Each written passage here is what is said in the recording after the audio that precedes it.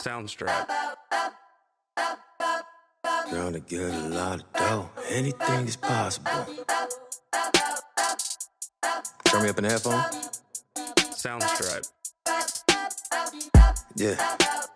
Trying to get a lot of dough and dirt through all the obstacles, cause anything is possible.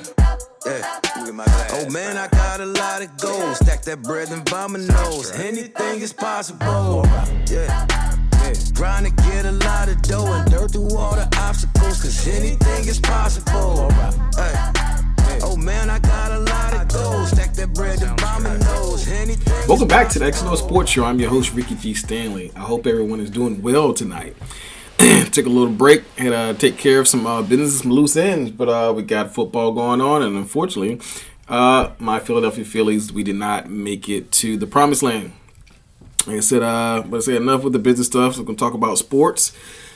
Of course, if you miss, my Phillies, since they lost the World Series, I'm sure people was thankful, because if they would have won, oh my, you'd have never heard me shut up until the next king was crowned. Everybody ruled out the Phillies for years. I felt like, we were 1 year away. We actually got further than I thought this year, which I was very proud of and excited to be about, because I feel like Bryce Harper got paid a whole lot of money to get us to the promised land. He hadn't, but they did find a way to get here. So I appreciate your efforts from the Phillies nation. And Bryce Harper, I feel like you should be, runner up for the MVP again. So, like I said, but, it didn't happen. Shout out to the Astros. I like their coach or their manager. I feel like he is a commander of his ship. He did a very good job. I have no bad things to say about him. Just as that, he coaches for the Astros, which I don't like. But this is outside of the Phillies, them beating the Phillies, is because, I feel like they cheated to get the first one. But, let's talk about some football. Like I said, baseball is over. Let's talk about some football. The NFL is in true form. Everyone pretty much has played enough games to find out who are contenders and who are pretenders. This is the part I love, because, the first couple of games, the good teams are kind of like filling out the other teams and seeing what they have. We're past that part. So I know a lot of fans out there were excited when my Eagles took a loss last week, which is fine.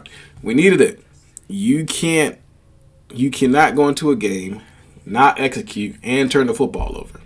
So basically, if you roll that beautiful beam footage back to 2014, I want to say, and I was talking to some students one day that's learning the game of football. I explained to them what happened to the Oregon Ducks. They were one of the best offense on the planet, and they got beat by Stanford. How did Stanford beat them? Stanford ran the ball, they got first downs, and they kept the clock. So basically, Stanford's whole first drive was 8 minutes. That's exactly what the Redskins did to us. We turned the ball over and we didn't execute. That is a key successful way of losing. So I know that's a negative and a positive, but I said what I said. So, but we didn't take care of business. We didn't. And the fact that we still almost won, and the fact that we turned the ball over more times that game than we had all season, that is a plan for disaster. So we let them hang around, and that's what they did. They beat us. So by you doing that, you will lose every game. But luckily, we're good enough that we can play bad games and still win, kind of like yesterday. Yesterday, we still turned the ball over yesterday, but we're 9-1. Turned the ball over. Everybody, it was the Colts. It's an NFL team. I don't care. But one thing that bothers me is the fact that we can win ugly games, but we can't play down to the talent. I feel like we played down to the Colts. The Colts are an injured team, and they're not a team that's very well put together right now. There's no way that game should have been close, but I'm glad we got the win. If the Colts were anybody else, we would have took a loss again yesterday. So, but I did like when they saw when we lost what we did wrong, and they went into the free agency and got us a couple pieces that can help us on the D-line. We got Adama Gasu and one other guy, I can't remember his name, that keeps the pass rushers fresh, and on those first downs, Adama Gasu is very aggressive and can blow up the run plays. So I did like that. He actually played some yesterday. I felt like he played very well. He looked fresh. He looked renewed. And he hasn't played a lot of this season, so he should be. Like I said, they came in handy. Let me see. I want to say we had 3 turnovers again yesterday. Oh, gosh. That kills all the momentum. and all your chances of winning. But luckily, we were good enough to win. So if you look at it, we had 33 rushes yesterday and 25 passes, which is normally in this NFL, you're going to have a whole lot more passing. But we controlled the clock, and what we did, what we call a 4-minute offense. That 5 minutes, and you're down or you're up, you're going to milk the clock for that last 5 minutes to take care of the game. That's what we actually did. Like I said, I feel like outside of the Cowboys, I feel like we beat anybody. I feel like we could beat the Cowboys still, but I want to see how we test against them with their full power, with Dak Prescott and all those guys healthy. That would be the true test, because I felt like the Vikings was a good test, but the Vikings just got beat 40-3 yesterday, so it don't matter apparently. So I feel like the Cowboys is the team to beat. The Green Bay, it's really not that good this year. The Bears, I don't fear them. Like I said, the Redskins, I don't think they could beat us twice. They'll have to play 2 perfect games to beat us, and I don't feel like they have it in them. But I say all that just to say that we are the top dogs. So it's actually our next segment, which is called Top Dogs. Top Dogs is basically who's number 1 and number 2 in the standings in the NFC and the AFC, and as well as a couple statistics that I chose. So top dogs in the NFC is no other than the Philadelphia Eagles. There is not a team better in the NFL and well put together than the Philadelphia Eagles right now. This is not me just saying because I'm an Eagles fan. I feel like top to bottom, healthy, we can beat anybody, even the Cowboys. I like the Cowboys having a good season this year because it's no fun when they're stinking it up and we're just playing to get to the playoffs. There's gonna be a lot of competition this year. On the side of the AFC, the Kansas City Chiefs are the top dogs. I want to say they took care of business, so they should be 9-2 now. Yesterday, they had a close game with the Chargers. I don't know what it is about that quarterback from the Chargers, but he give Patrick Mahomes a show every time they play. I like it. It's good competition. Tough for Russell Wilson because he got in that conference. Now you got the Chargers, Patrick Mahomes. You got the Raiders and the Broncos. I'm just like, they're going to be the fourth fiddle. But moving on to top dogs of the passing game. Top dog for the passing game is Patrick Mahomes. He has 3,265 yards passing. Right behind him is Josh Allen with 2,930. I feel like those two are going to be neck and neck this year to finish it. Josh Allen has one of those big 400-plus yard games. I think he could take the lead. But we'll see. Next up, the top dog in rushing, no other than Derrick Henry, that grown man, King Henry.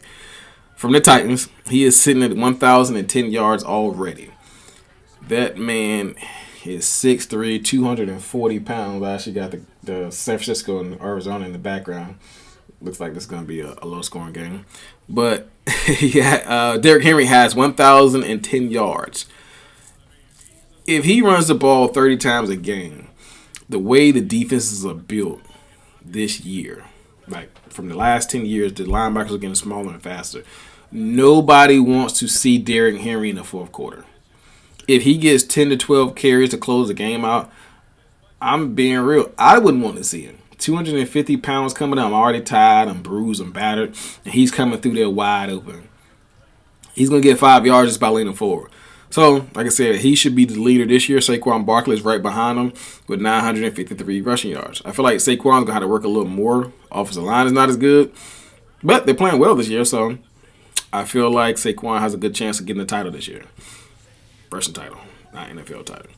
Now, the next category is going to be week to week because this category is pretty close and neck and neck. This category is receiving. The top dog this week is Tyreek Hill from the Dolphins. Everybody made the comments, Tyreek Hill won't be the same without Patrick Mahomes. Tyreek Hill, will he be the same type of player? Tyreek Hill is just a fast guy. He's still leading the league, if I'm not mistaken, 1,148 receiving yards.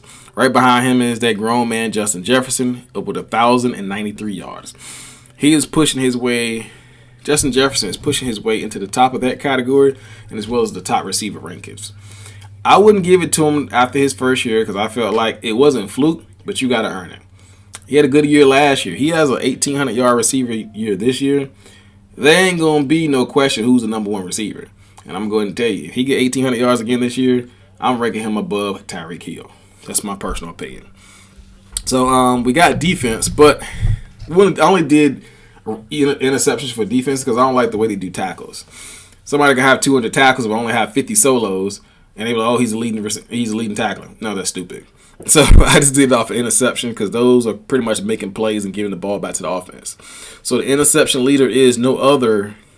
Oh, Philadelphia Eagle, C.J. Gardner-Johnson. This guy has 6 interceptions, and he's got us a ball. And a lot of times he getting these interceptions, he's getting it from a cover one high safety. So he's covering both sides of the field. He can run, he can play. Yeah, I should he popping a little bit out there. I saw him lay the wood to somebody this past game. He ain't blowing everybody up in the run game, but he will lay the wood to a receiver. So, CJ, keep up the good work.